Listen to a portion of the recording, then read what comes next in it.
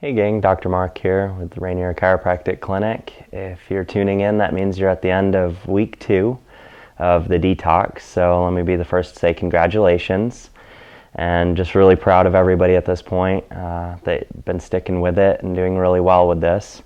So just wanted to go over a few things. And since we're at week 2, you've made it through the hardest parts. To me, the first 4 or 5 days are probably the hardest, with the headaches and upset stomachs and just trying to get used to a new diet.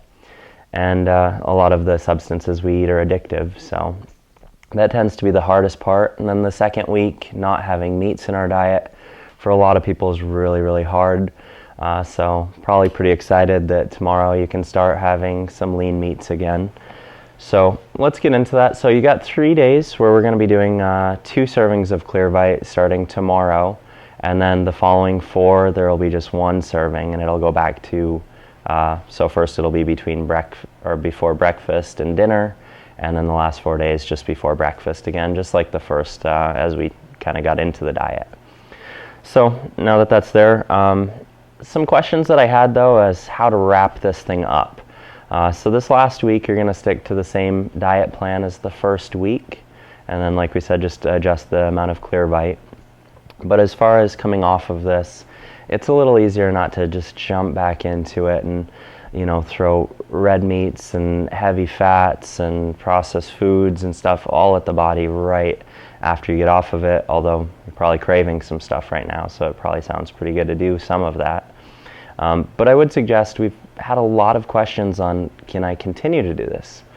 We've had a lot of patients with really, really good responses, weight loss, lower allergies, rashes, people getting stronger in their workouts and just being less inflamed, and want to find a way to continue this on in some way.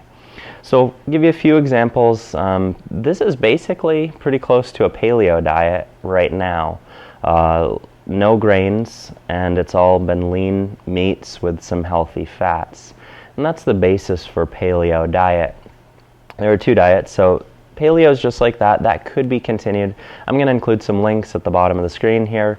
And then for paleo diet, and another one called Primal Blueprint, which is actually very, very similar to paleo. I actually prefer it a little bit better because it includes some saturated fats and butter, which a long time in the medical community, those were thought to be really bad for us, and the research is kind of up and down. So I'm going to give you the links to both of those.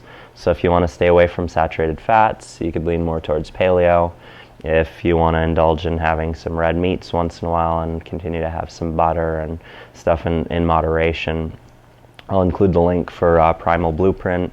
I think that's kind of what we're leaning towards here, because we like eggs and red meat once in a while. So but we'll give you both of those links. And then lastly, I just wanted to talk about and kind of explain what an elimination diet is. I briefly explained it in the last video, and I think I explained it in the very first one, that it's a great way to do this.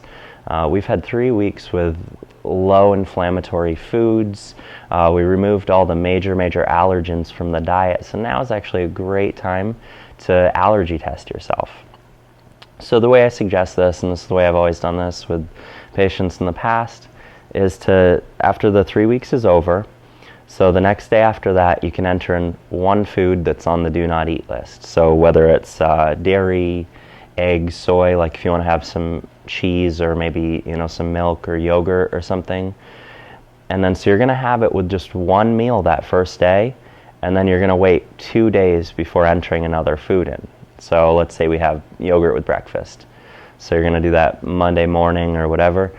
And then you're going to track how you feel, both your mood, your sleep patterns, any inflammation, any digestive upsets, bowel movements, and just overall energy production throughout the day. And so you'll do that for the next 2 days and just see how you feel. And then now on that 4th day, you're going to enter a different food. Now, mind you, you're not putting the dairy back into it. You're going to leave it out for now. So pretty much you continue on this diet, and this is what you do. You do 1 food, 2 days, and then you don't have that food, you try another food. So let's say it's soy. So you have a meal with soy, wait 2 days, see how that affects your body. And then, 6 days later, you're going to try like another food. And so you'll slowly go through all the different foods that we've basically cut out of the diet. And then when you get to where you've tried all the foods, basically then you'll know which ones you'll look at, write down how you felt on those days when you had those other foods. And you'll look back and say, okay, tomatoes were no good for me, peanuts were no good for me, but I was okay with eggs, I was okay with dairy, maybe grains were no good for me.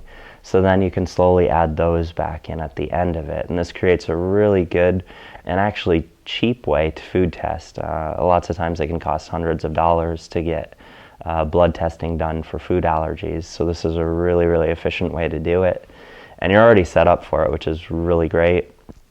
For those of you that just want to try like the main ones and don't want to test for every food, I would suggest the main ones are going to be your dairy and your gluten. You probably already know if you're allergic to peanuts, and soy is another big one. Those are the three big ones that I would suggest trying out in moderation and just really seeing how your body feels. Now, I'm not going to say you can't ever go back to those foods, but you'll want to keep them really moderate in the diet. Or you might feel better not having them at all, and I know a lot of people do that. And so that's kind of the way that you would do an elimination diet, and usually it's about 10 days to 3 weeks or so. So this is perfect. You're right at that point where we've gotten rid of all the allergies and the body's responses have come down, so now we can kind of test it out. So at this point I urge you to try one of those options, or at least think about it. If you have any questions, again, Dr. Mark at rainierchiro.com.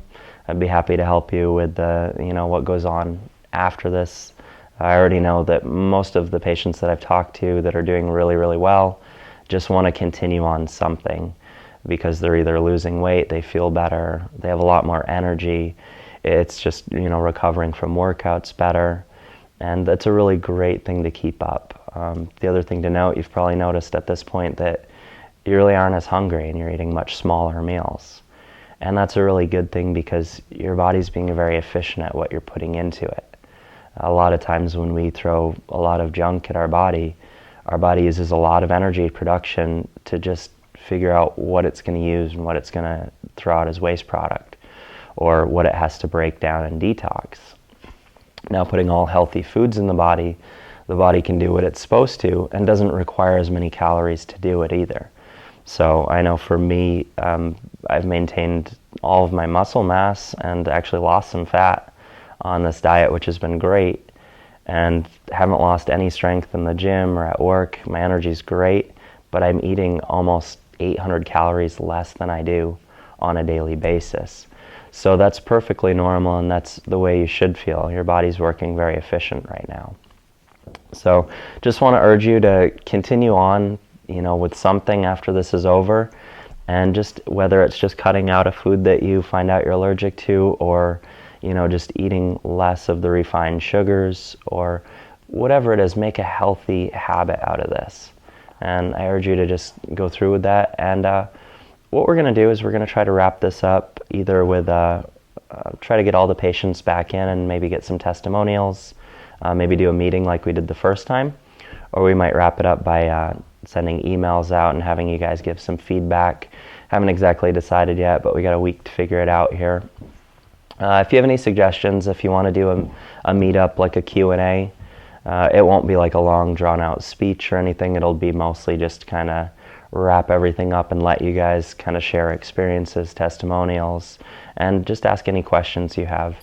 If anybody's interested in that, just email me if the response is really high.